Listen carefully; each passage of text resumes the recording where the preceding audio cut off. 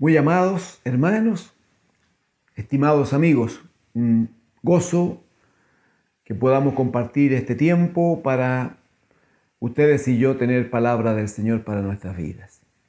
Quiero invitarle en el nombre del Señor a que comparta una lectura de la palabra del Señor. Primera de Tesalonicenses, hermanos, Primera de Tesalonicenses, capítulo 1. Primera de Tesalonicenses, capítulo 1.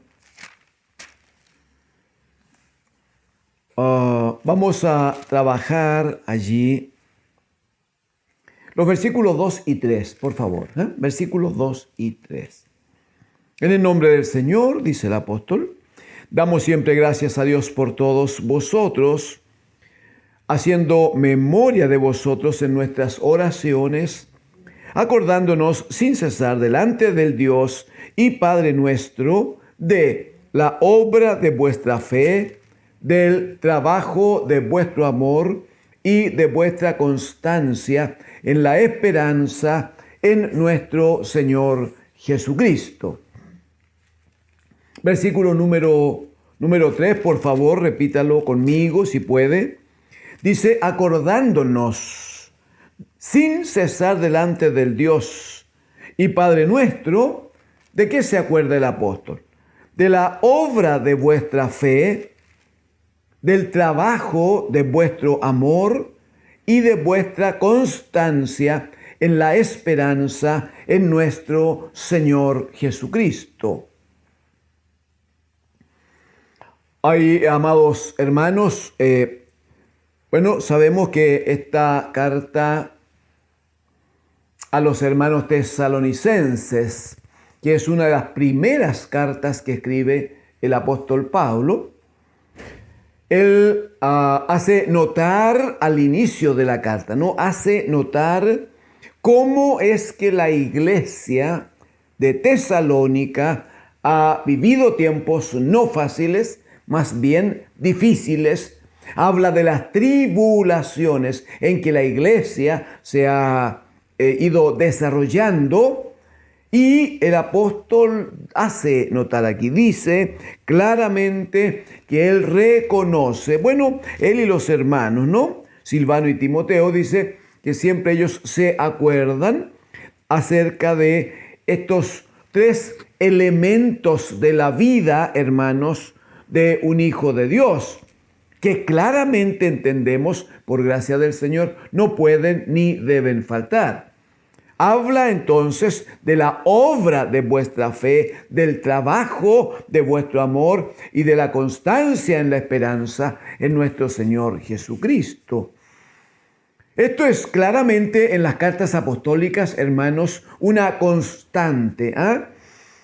El apóstol está constantemente manifestando, declarando la necesidad de que la iglesia, de que los hijos del Señor entiendan que la vida en torno a Cristo se desarrolla a partir de estas tres manifestaciones de la gracia del Señor.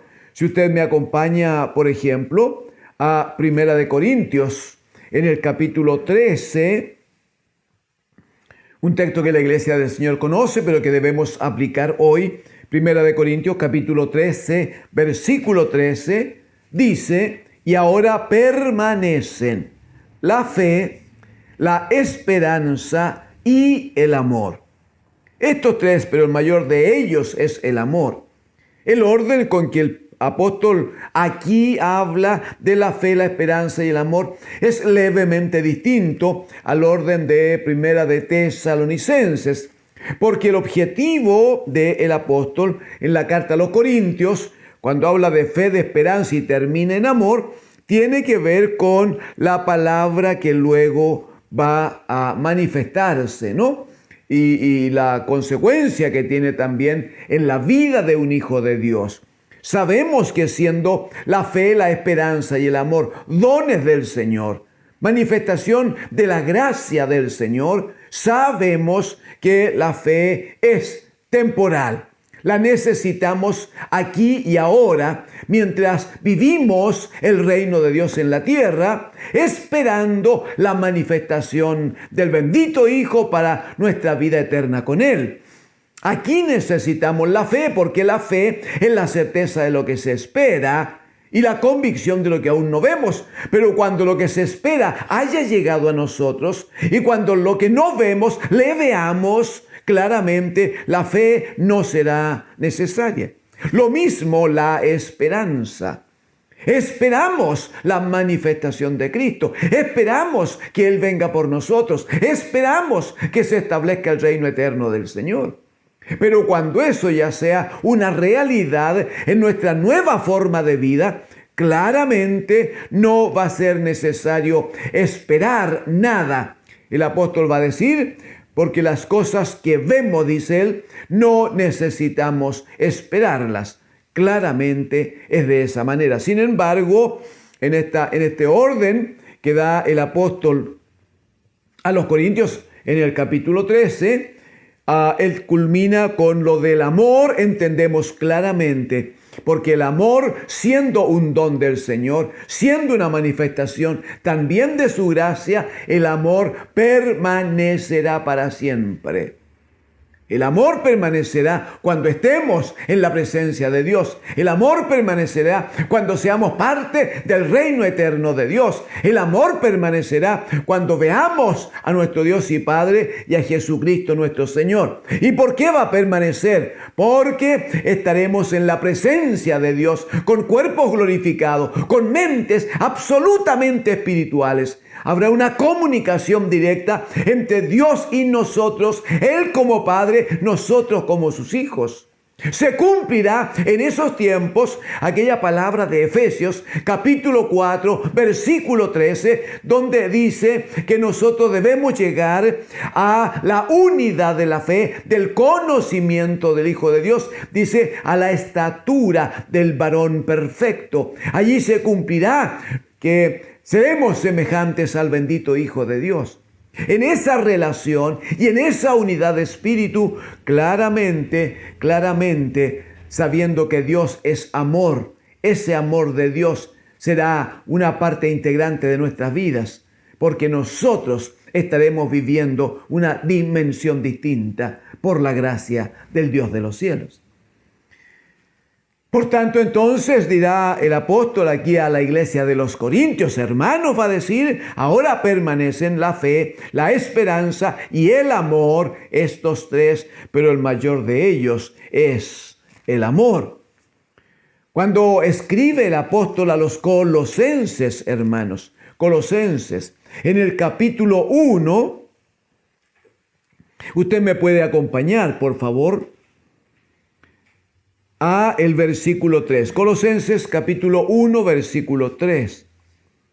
El apóstol dice, siempre orando por vosotros, damos gracias a Dios Padre de nuestro Señor Jesucristo, habiendo oído mire por favor, mire el orden, habiendo oído de vuestra fe en Cristo Jesús y del amor que tenéis a todos los santos. 5. A causa de la esperanza que os está guardada en los cielos, de la cual ya habéis oído por la palabra verdadera del Evangelio. Y aquí entonces vuelve a insistir en la necesidad de la fe en Cristo Jesús, del amor que tenéis a los santos y la esperanza que está, dice, guardada en los cielos. Si el apóstol insiste una y otra vez en esta palabra, si el apóstol hace referencia constantemente a la necesidad de la fe, de la esperanza y del amor, entonces juzgamos que es un tiempo para que trabajemos en los tiempos que tenemos, claro, para que trabajemos en cómo debemos observar y pedir al Espíritu del Señor que nos ayude a crecer, a manifestar la vida de Cristo en estas gracias, ¿no? En estas gracias que el Señor nos ha dado según su misericordia.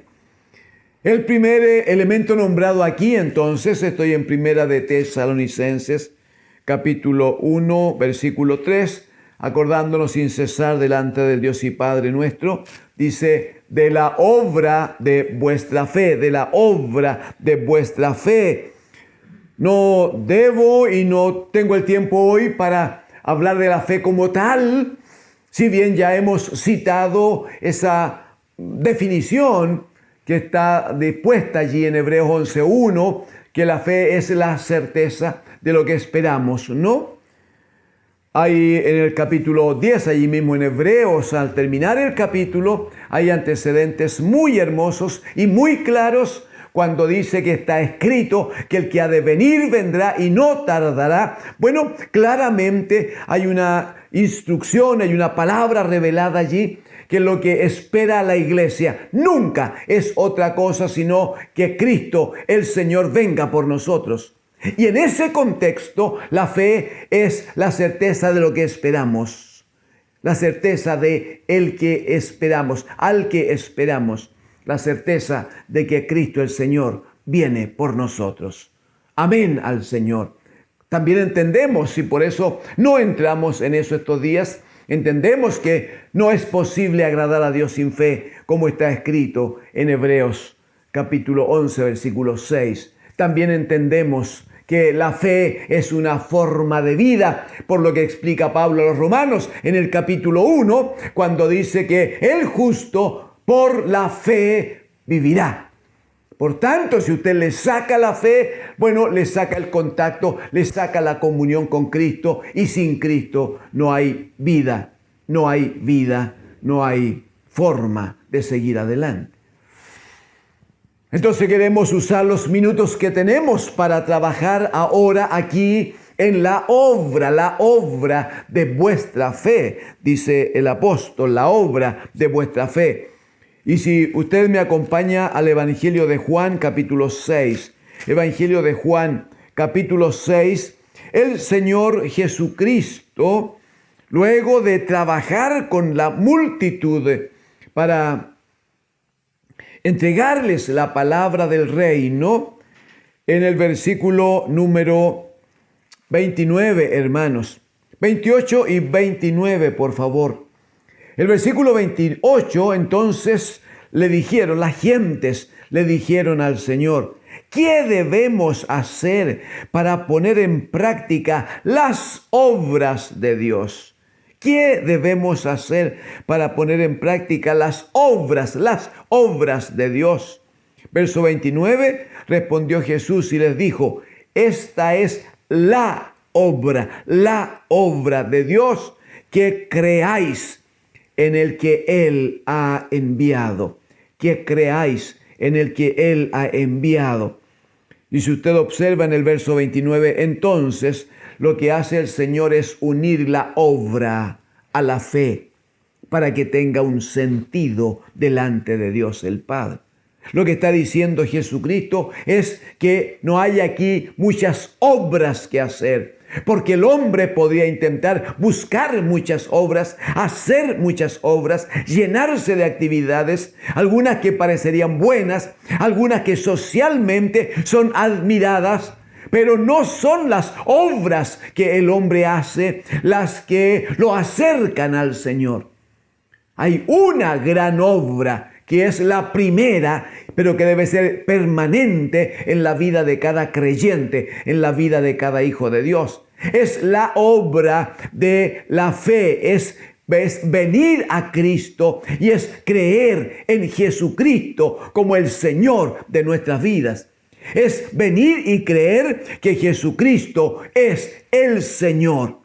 Ese acto de fe, ese venir a Él, es la obra de fe que el Padre espera de todo hombre, de toda mujer, especialmente si entiende que necesita salvación para su vida.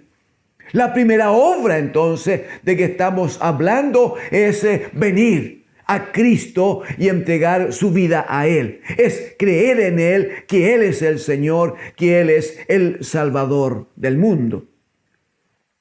Inmediatamente, enseguida se manifiesta allí en Efesios, hermanos.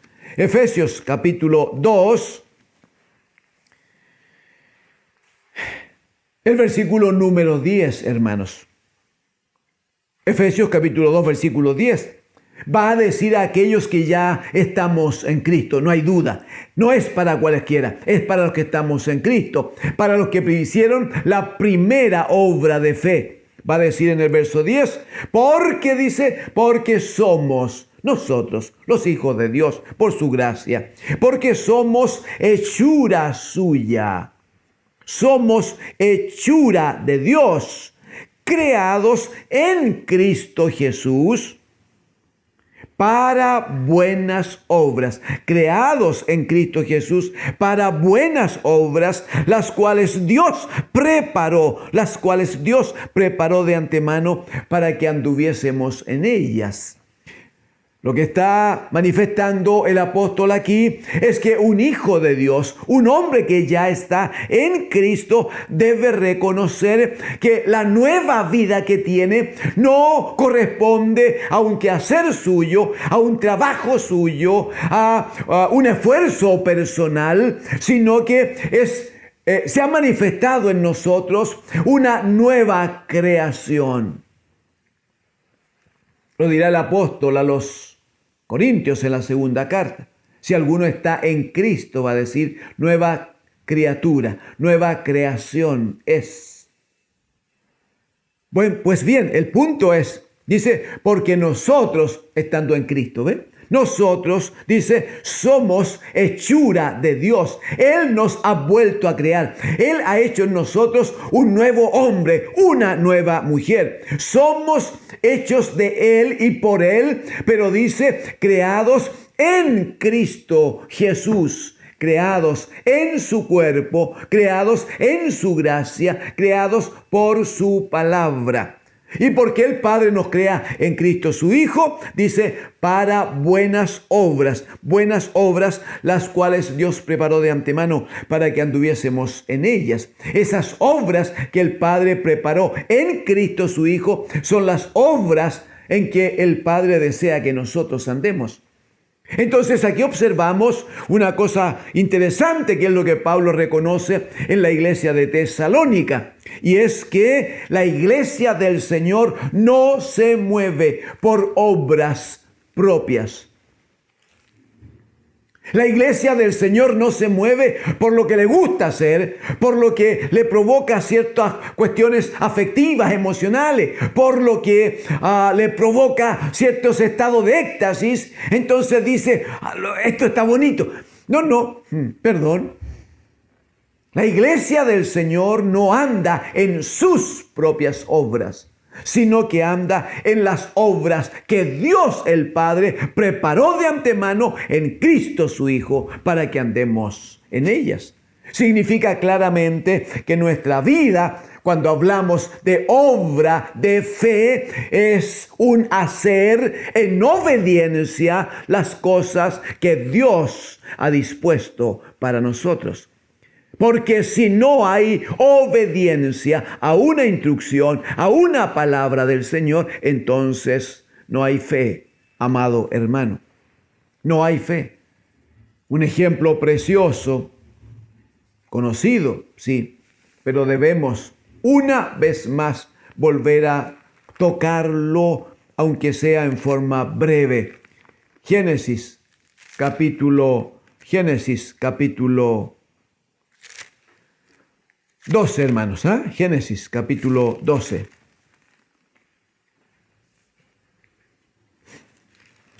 Puesto que ya tiene Génesis a mano, por favor, iniciémonos. Primero leamos Génesis 15. En Génesis 15,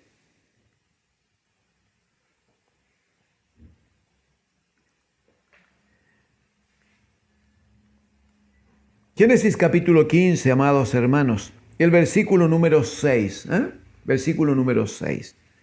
Dice, y creyó a Jehová, y le fue contada por justicia. Está hablando de Abraham.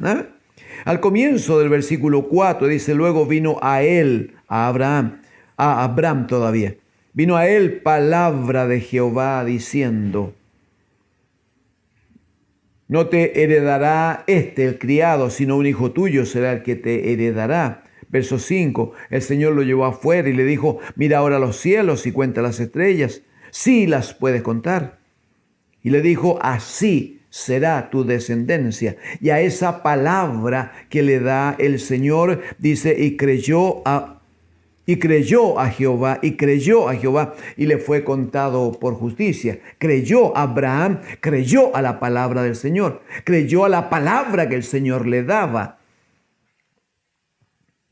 Si usted me acompaña en el capítulo 12 que habíamos citado, vamos a observar que se inicia el capítulo 12 haciendo referencia a una instrucción. De nuevo, una instrucción que Dios le había dado a Abraham. Dice allí 12:1, pero Jehová había dicho a Abraham, vete de tu tierra y de tu parentela, vete de tu tierra y de tu parentela y de la casa de tu padre a la tierra que te mostraré y haré de ti una nación grande y te bendeciré y engrandeceré tu nombre y serás bendición. Muy bien, bendeciré a los que te bendijeren y a los que te maldijeren maldeciré, y serán benditas en ti todas las familias de la tierra. La promesa de Dios implica, hermanos, una decisión de este hombre que vivía en una tierra pagana, Ur de los Caldeos. Y el Señor lo que le dice es que debe salir de su tierra, dejar la tierra, dejar la seguridad que ofrece un lugar, hermanos, donde uno habita. Dejar la tierra era provocar en Abraham un estado de inestabilidad, de inseguridad. Y el Señor le ordena, deja tu tierra. Pero también le dice, deja tu parentela. O sea, corta con todos los lazos afectivos. No dependas del abrazo de la tía, de la palabra bonita de la abuela. No dependas de eso. Deja tu tierra, deja tu parentela. Dice, y sal de la casa de tu padre. Entendemos que es una de las cosas más fuertes, pero es una de las cosas más decisivas. Si un hombre quiere agradar a Dios, sal de la casa de tu padre. Usted sabe que por mandato de Dios, la paternidad es un lazo que no se rompe fácilmente. La paternidad tiene que ver con esa palabra de autoridad que el Señor ha puesto sobre los hijos, que a su vez, en términos de fe, es hermoso porque es la figura del Padre eterno respecto de todos nosotros. Entonces el Padre ha permitido esto de la paternidad a fin de que los hijos aprendan la obediencia de un padre al que ven y de esa manera luego les sea un poco más fácil obedecer al Padre que no vemos. Mire qué interesante. Sin embargo, en este caso puntual, el Señor le ordena a Abraham y le dice, sal de tu tierra, de tu parentela y de la casa de tu padre. O sea, no te mandará más tu padre, no dirigirá tu vida el papá, no dirá él lo que tienes que hacer. A partir de ahora, el Señor quiere establecer ese trato directo, establecer él una norma de vida para Abraham. Y le dice que si hace un trabajo de fe, si hace una obra de fe, esa es la palabra exacta, si hace una obra de fe y obedece, entonces el Señor le dice, te bendeciré, a ti te bendeciré, pero también bendeciré a los que te bendijeren y a los que te maldijeren, yo les maldeciré. ¿Sabe lo que hace Abraham? Y el testimonio va a aparecer en el capítulo 15, verso 6, cuando dice, y creyó a Jehová y le fue contado por justicia. ¿Sabe lo que hace Abraham? Capítulo 12, verso 5. Tomó pues Abraham a Sarai su mujer y a Lot hijo de su hermano y todos sus bienes que había ganado y las personas que habían adquirido en Harán, dice, y salieron para ir a tierra de Canaán. Y a tierra de Canaán llegaron. Salieron para ir a tierra de Canaán y a tierra de Canaán llegaron. Interesante el versículo 7. Y apareció Jehová a Abraham y le dijo: a tu descendencia dará esta tierra. Mire la respuesta, por favor, de Abraham al Señor. Dice: y edificó allí un altar a Jehová, quien le había aparecido. No hay duda que cuando se cree al Señor, cuando se ha manifestado una obra de fe frente al Señor en la vida de un hijo de Dios, no hay ninguna duda que es muy fácil esta relación, este acercamiento con el Señor. Cuando uno le cree al Señor, bueno, sabe que le hay. Hebreos 11:6, ¿qué va a decir? Que sin fe es imposible agradar a Dios. Pero dice, porque el que a Dios se acerca, ahí está, el que a Dios se acerca, crea que le hay y que Él es galardonador de los que le buscan. Amados amigos, muy amados hermanos, queremos exhortarles con mucho amor, en el amor de Cristo. Queremos exhortarles a trabajar, a desarrollar una verdadera obra de fe en su vida. Estimado amigo, si no has conocido a Cristo el Señor, este es el tiempo. Este es el momento en que debes acercarte al Señor. Si esta palabra, por acción del Espíritu de Dios, ha llegado a tu vida, reconoce, este es el tiempo, reconoce que necesitas a aquel que te dio la vida en el vientre de tu madre y que te ha criado y que hace de ti un instrumento en el cual el Señor quiere tener gozo. Bueno, te invito a que hagas tu primera obra de fe y te acerques al Señor. Entregues tu vida al Señor y vivas la nueva vida que el Señor tiene para ti, porque somos creación suya. Él hace de nosotros un hombre nuevo, una mujer nueva, y Él nos va a señalar el camino de las nuevas obras en las cuales debemos andar. Para la iglesia del Señor solo decimos, hermanos, la más grande obra de fe que podemos y debemos desarrollar es la obediencia a la palabra de otro, a la palabra de aquel que ha sido puesto en autoridad por Dios nuestro Padre.